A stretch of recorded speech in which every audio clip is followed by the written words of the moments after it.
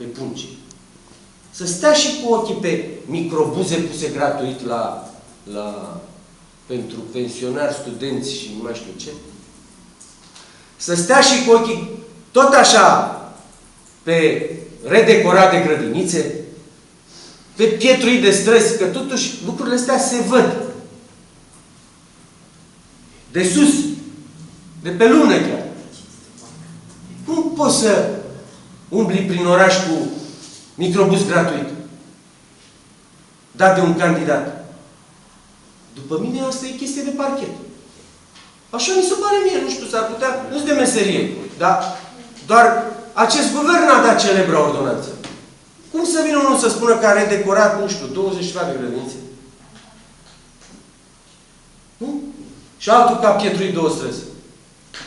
Și nimeni nu zice nimic.